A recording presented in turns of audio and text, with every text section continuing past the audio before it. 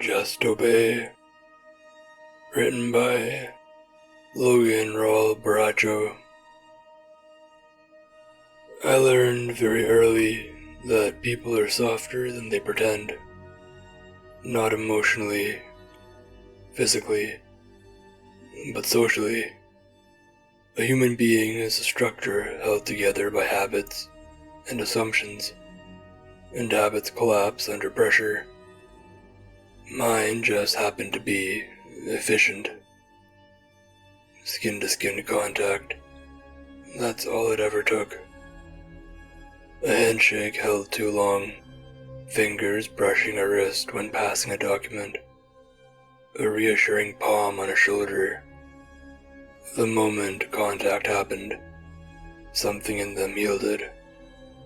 Not dramatically, no glowing eyes, no sudden obedience like in movies, just a subtle recalibration. Their thoughts bent around mine, as if they had always wanted to do what I suggested. I never called it mind control. That sounds theatrical.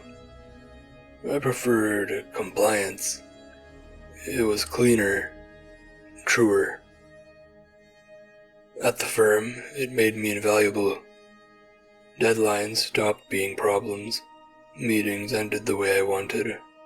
People agreed with ideas that they had argued against minutes earlier, and then thanked me for explaining it so clearly. Promotions came quickly, and so did the trust. I cultivated an image of calm competence, the kind that makes people want to lean in when you speak, and I never abused it. That's what I told myself, at least. And then the intern arrived. His name was Lucas, 22, maybe 23. Too polite, too careful. He dressed like he was afraid of being noticed. Neutral colors, and the sleeves were always a bit too long. The kind of person who apologizes, even when someone bumps into them. On his first day, I introduced myself and offered my hand. He shook it. Nothing happened. I didn't realize immediately. The failure was quiet. No resistance and no backlash. Just absence.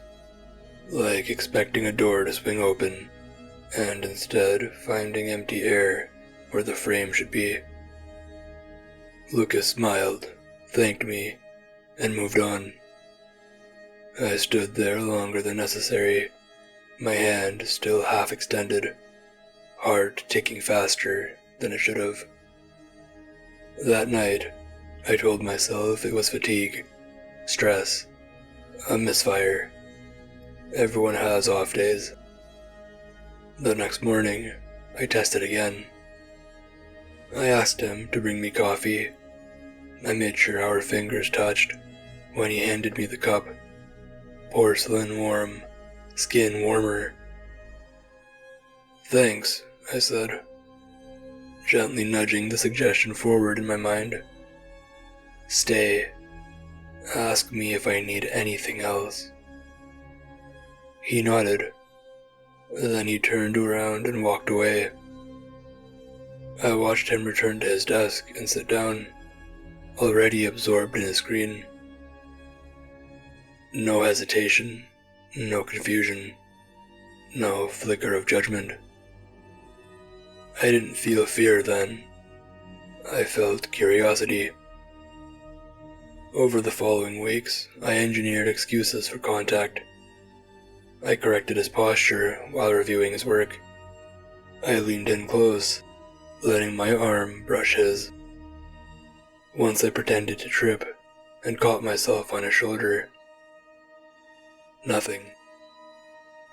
Every other person in the office still bent as easily as ever. Managers deferred. Co-workers mirrored my opinions unconsciously. Reality behaved itself. Except around him.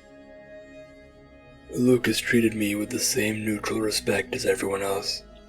maybe more. He thanked me for feedback. He smiled at jokes. He never seemed suspicious, never wary, just normal. That was worse. I started watching him. Not overtly. I'm not stupid. Just small things. How long he stayed late. What he ate for lunch. Whether he talked to anyone else much. He didn't. I learned his routine the way you learn the rhythm of a machine. Predictable, unremarkable, and precise. I tested boundaries verbally next. Could you redo the section? I asked once, lightly pressing his arm. Sure, he said. He didn't redo it the way I wanted. I rewrote it myself later, hands shaking so badly I had to sit down. At home, I couldn't sleep. My ability, my constant, had a hole in it now, shaped exactly like one person. I kept replaying every interaction, every missed detail. Was it psychological? Some kind of resistance, or trauma, medication? I considered the impossible explanations and discarded them. No, the problem wasn't him. It was me. I wasn't trying hard enough. Obsession doesn't arrive all at once. It grows quietly, disguised as problem solving. I read papers on compliance, persuasion, neurological variants. I learned more about human anatomy and autonomy than I ever cared to know. I brushed his hand every day. Nothing.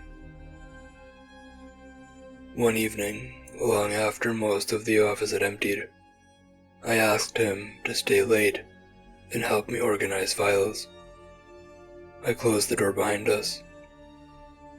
The room felt immediately smaller.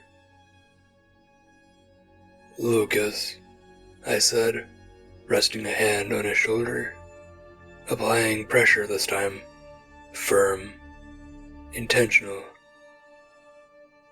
I need you to listen to me. He did listen.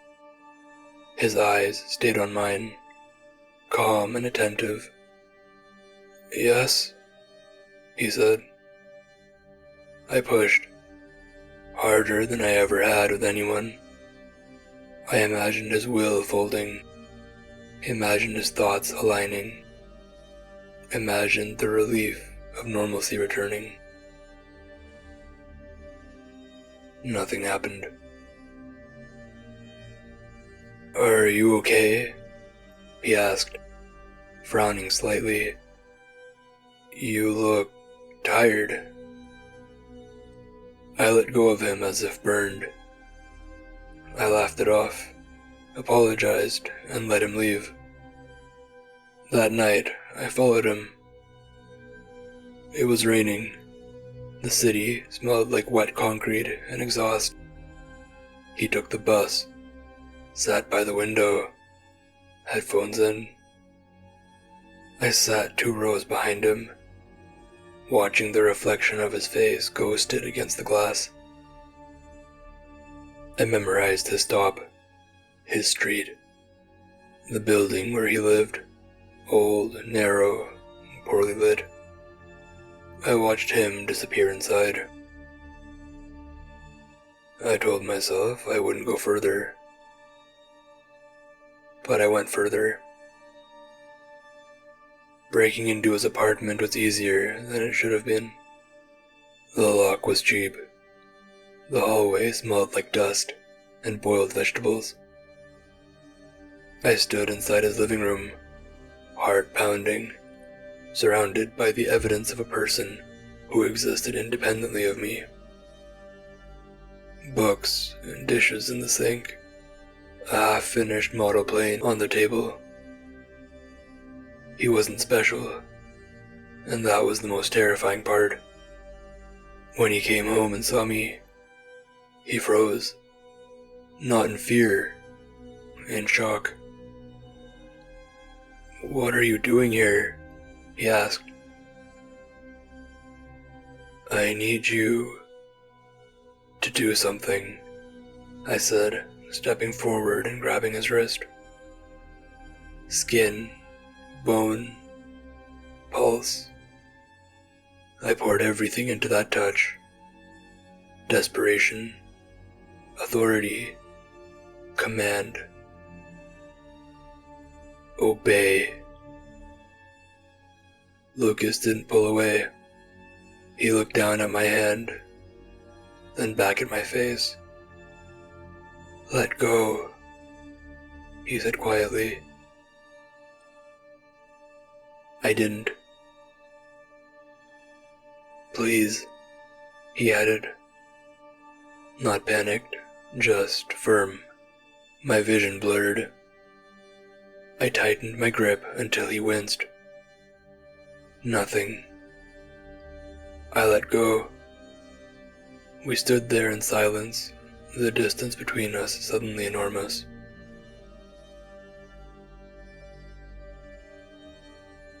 "I don't know what you think you're doing," he said, backing toward the door. "But you need help." He left. He didn't scream and didn't call the police. Didn't even look back. I sank to the floor of his apartment and stayed there until morning. Since then, everything has unraveled. People still listen to me, still comply, but it feels hollow now, like performing a trick after someone has explained how it works. Lucas stopped coming to work.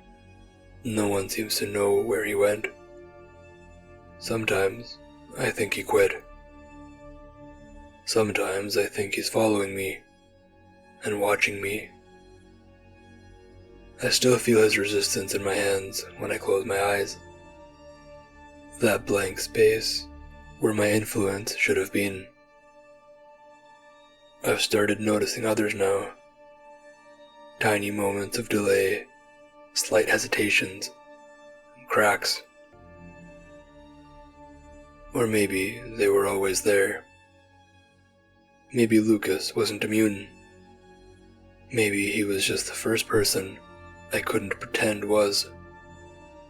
I don't know if I'm losing my ability, or finally seeing its limits.